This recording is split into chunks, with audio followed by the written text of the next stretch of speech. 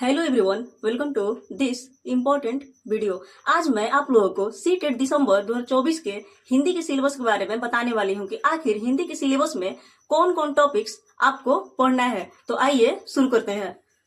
तो यह syllabus paper 1 यानी कि 1 to 5 और पेपर 2 यानी कि 6 to 8 दोनों के लिए काम करेगा।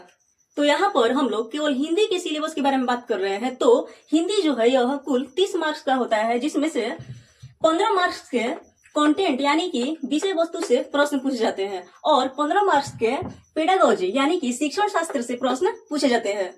तो सबसे पहले हम लोग कंटेंट के बारे में बात करें तो कंटेंट से गद्यांश और पद्यांश पूछा जाता है और गद्यांश और पद्यांश में से ही हिंदी व्याकरण भी पूछा जाता है। तो हिंदी व्याकरण के इतने सारे टॉपिक्स को पढ़ना है।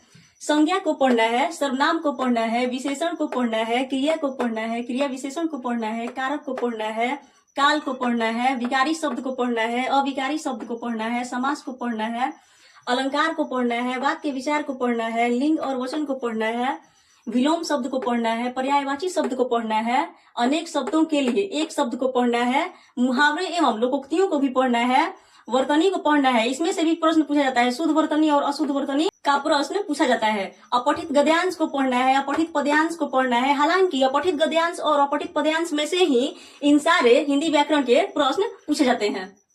यहाँ पर जितने भी टॉपिक्स हैं इनमें से 7-8 टॉपिक को मैं कवर करा चुकी हूँ। जैसे संज्ञा को मैं कवर करा चुकी हूँ, सर्वनाम को भी, विशेषण को भी, क्रिया को भी, क्रिया विशेषण को भी, और विकारी शब्द को भी मैं कंप्लीट करा चुकी हूँ, अविकारी शब्द को भी करा चुकी हूँ। और जो टॉपिक्स बच रहा है इन सभी टॉपिक्स को भी मैं कवर करा रही हूँ। आप इन सभी टॉपिक्स को प्ले लिस्ट में जाकर देख सकते हैं। अब शिक्षण शास्त्र यानी कि पेडागोजी के बारे में बात करें तो पेडागोजी में यानी कि शिक्षण शास्त्र में ये टॉपिक को पढ़ना है।